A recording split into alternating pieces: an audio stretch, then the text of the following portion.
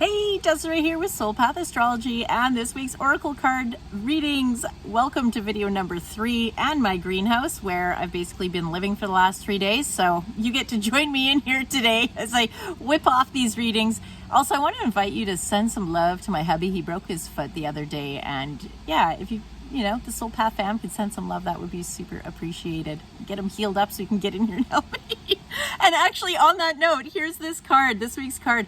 The Knight of Swords reversed.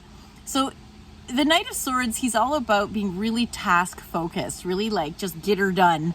To pull out like an Alberta truism, it's like, what was it, tits up, or tits down, ass up, just nose to the grindstone. And when it's reversed, it's saying, hey, are you overdoing it? Like, is your body screaming at you?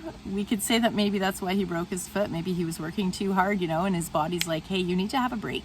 Right? You're pushing too hard. You're not listening and approaching these tasks with joy, right? The Knight of Swords, upright or reversed, is really like, are you charging forward? Are you sort of coming at it from the ends justifying the means perspective? Because, to use a farming analogy, if you plant a carrot seed, you're not going to get a cucumber. So if you're approaching a task with bitterness and with like what you're going to get at the other end, even once that task is complete, is just more of that energy.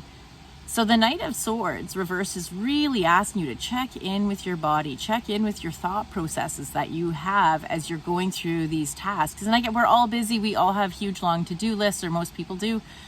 How can you approach that to-do list while still creating just little gaps, little pauses where you can return to your body, return to your breath, notice how you're thinking and how you're feeling, so that you can come to these tasks with more groundedness, more ease, maybe even joy, right? Because if you plant a joy seed, then you get joy on the other end. If you plant a peace seed, you get peace on the other end.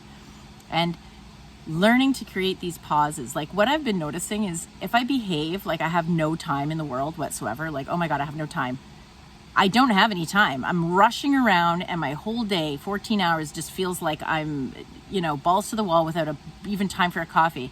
But if I behave like I have all the time in the world, which is to say I do pause and I have that sip of coffee, or I smell the flowers, or I just chat with the plants for a bit, or I just enjoy, I notice the bird flying by, and just take that 3-minute pause.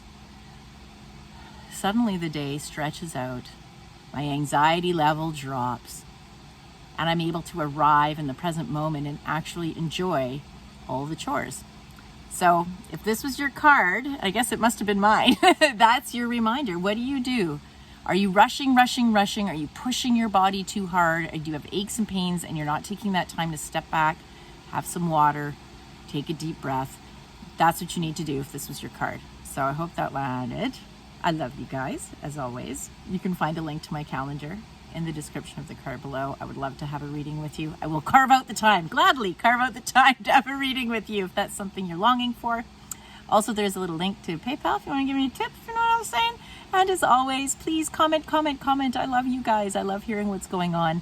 And share the video if you know someone who maybe needs to hear this message. Okay, love ya. Enjoy yourself. We'll see you next week.